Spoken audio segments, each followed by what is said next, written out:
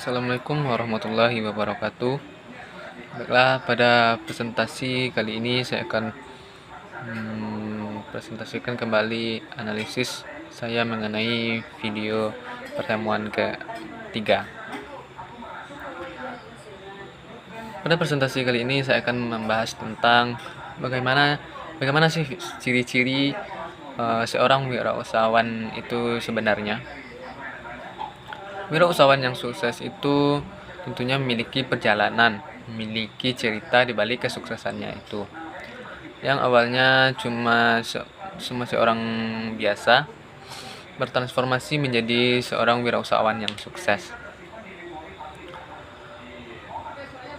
Sekarang apa sih ciri-cirinya itu? Yang pertama adalah seorang wirausahawan yang sukses itu pasti memiliki visi, misi, serta tujuan yang jelas ke depannya. Ibaratkan kita ingin pergi ke suatu tempat. Kalau kita tidak memiliki tujuan, tentunya kita akan menghabis suatu tempat menggunakan motor. Tentunya kita kalau tidak memiliki tujuan akan menghabiskan minyak motor, tenaga, waktu dengan sia-sia. Tapi kalau kita pergi dengan memiliki tujuan, tentunya minyak motor, tenaga serta waktu kita terbayarkan, berguna dan membuahkan hasil. Begitu juga dengan berwirausaha. Kita harus memiliki visi dan misi serta tujuan. Ciri yang kedua, untuk menjadi seorang wirausahawan yang sukses harus memiliki sifat pekerja keras. Tidak mudah menyerah, mau mencoba hal-hal yang baru dan bertanggung jawab dan berani mengambil risiko serta memiliki komitmen.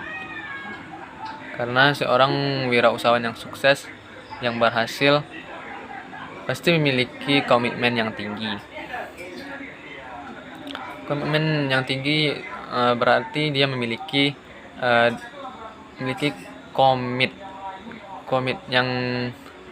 terhadap semua hal yang dibuatnya, serta juga mampu mengembangkan dan memelihara hubungan dengan siapapun untuk terus mengembangkan relasi dengan siapapun. Karena relasi itu salah satu yang akan membantu kita nantinya.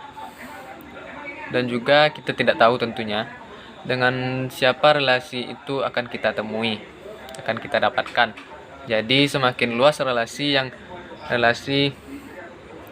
kita punya, semakin besar pula peluang kita untuk mengembangkan usaha kita nantinya.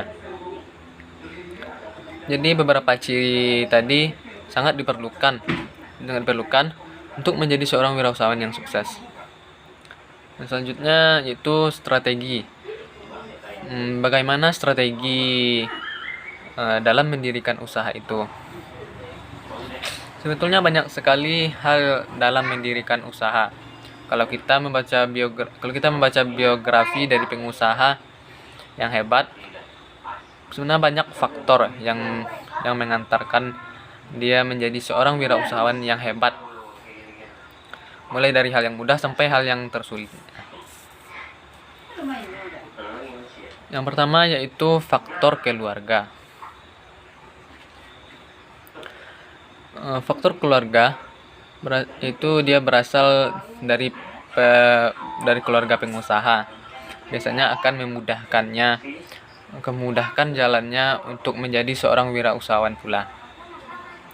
Karena setiap harinya kita akan berhadapan dengan orang-orang yang memiliki jiwa kewirausahawan. Yang kedua yaitu memiliki niat tersendiri.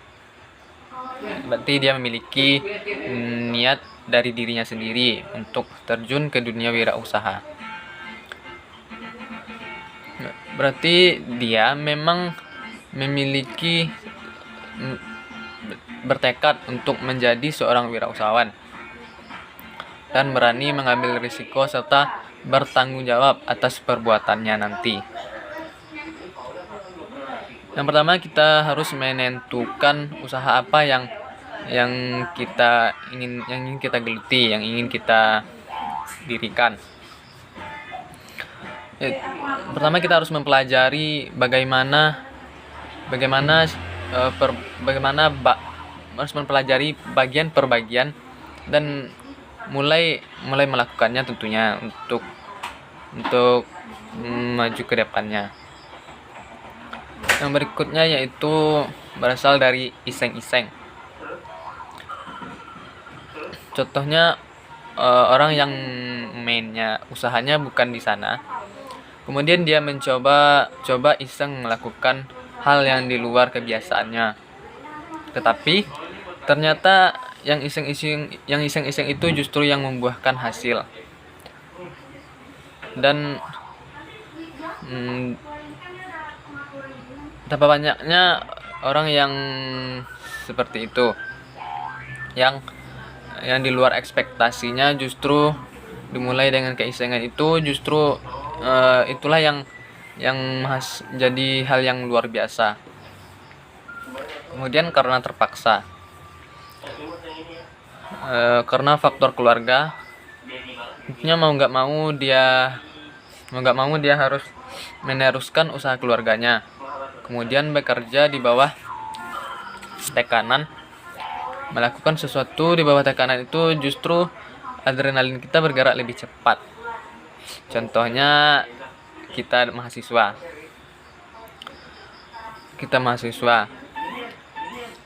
Kalau kita membuat tugas di hari-hari akhir,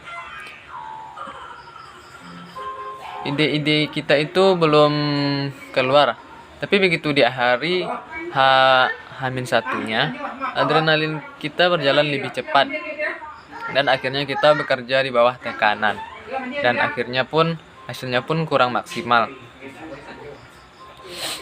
Secara profesional ada 3 cara dalam memulai usaha. Yang pertama yaitu dengan memulai usaha baru. Kedua, membeli perusahaan dengan harga yang sudah ditentukan dengan alasan tertentu. Karena dengan membeli perusahaan, kita jadi lebih mudah dalam hal promosi dan juga tidak perlu mencari karyawan. Jadi artinya kita tinggal masuk sebagai seorang yang disebut sebagai pemilik usaha tadi. Yang ketiga yaitu dengan sistem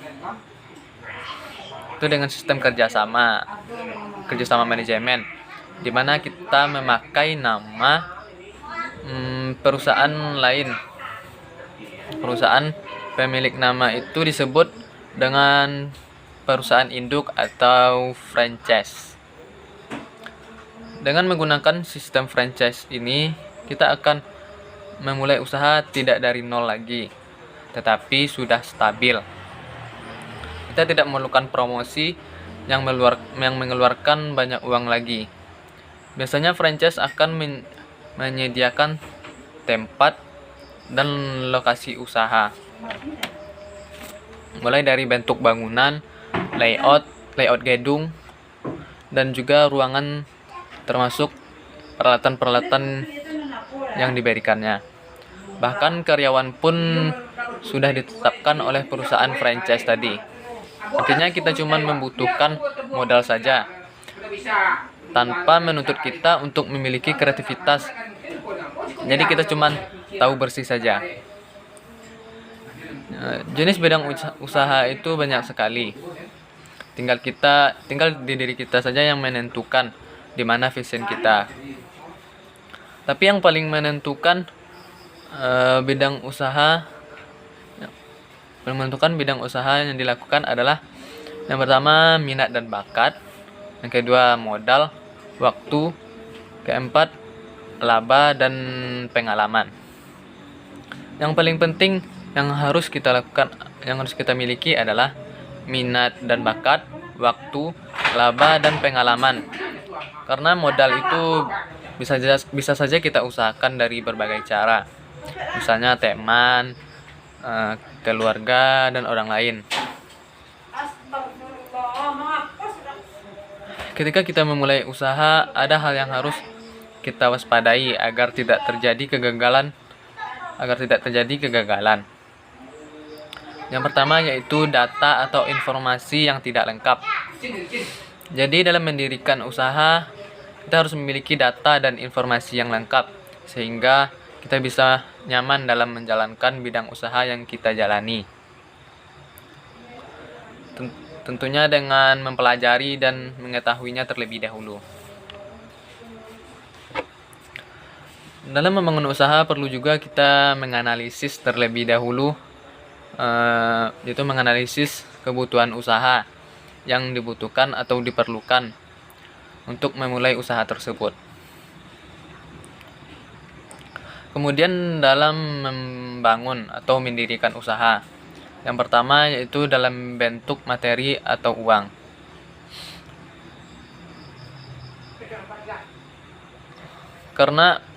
Karena merupakan syarat untuk memulai usaha, seperti membeli kebutuhan usaha dan lain-lainnya. Yang kedua yaitu modal keahlian atau skill. Itu sebabnya kita harus membangun usaha. Dalam membangun usaha kita harus mengenali terlebih dahulu passion kita di mana, sehingga kita jadi lebih mudah mengembangkan keahlian kita. Modal dalam bentuk uang sebenarnya itu digunakan untuk mendanai segala keperluan usaha seperti prainvestasi, aktiva tetap, modal dan lain-lain sebagainya. Kemudian modal keahlian atau skill ialah kemampuan kita untuk mengolah atau menjalankan usaha yang kita inginkan. Pada prinsipnya ada dua jenis modal usaha. Yang pertama yaitu modal investasi, yaitu modal yang diperlukan dalam jangka panjang dan dapat digunakan berulang-ulang yang memiliki usia yang lebih panjang. Dan yang kedua yaitu modal kerja. Itu modal yang diperlukan dalam jangka pendek dan cuma beberapa kali pakai saja. Investasi jangka panjang digunakan oleh seorang wirausahawan untuk berbagai macam aktiva tetap seperti tanah, bangunan, mesin, peralatan, kendaraan untuk mempermudah proses produksi.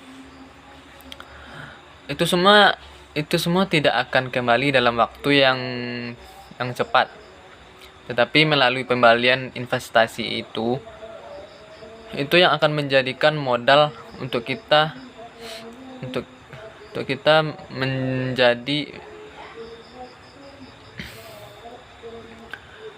menjadi modal yang akan menjadi investasi jangka panjang kita nantinya. Contohnya dalam pembelian mesin atau alat-alat produksi. Mesin itu tidak akan kembali dalam bentuk uang lagi, tetapi melalui mesin itu modal usaha itu akan kembali dalam bentuk materi lagi. Modal usaha itu akan kembali dalam bentuk usaha lagi yang membutuhkan waktu yang sangat panjang. Tapi melalui cara itulah proses usaha menjadi lancar. Berbeda dengan modal kerja yang digunakan dalam jangka pendek. Itu untuk biaya operasional setelah menghasilkan materi, kemudian digunakan untuk biaya operasional selanjutnya. Itu sumber modal. Itu datangnya dari dua sumber. Ada dari sumber sendiri dan ada dari sumber asing. Sumber sendiri yaitu modal dari pemilik usaha itu sendiri. Sedangkan modal asing yaitu modal dari luar pemilik usaha. Untuk memperoleh modal usaha, perlu diperhatikan 4 hal. Pertama yaitu tujuan kita menggunakan modal itu untuk usaha apa saja. Jangan sampai modal yang kita gunakan nanti habis dengan sia-sia. Yang kedua yaitu masa. Sebelum kita memulai usaha itu, kita harus memperkirakan terlebih dahulu, memperkirakan lama waktu kita dalam pengembalian modal itu. Yang ketiga yaitu besar modal yang kita gunakan. Yang keempat yaitu estimasi keuntungan. Berbeda dengan modal usaha sendiri dalam menjalankan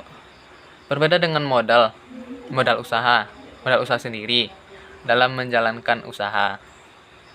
Jadi kita tidak memiliki beban dalam menjalankan usaha, karena modal itu berasal dari pemilik usaha itu sendiri, dari diri kita.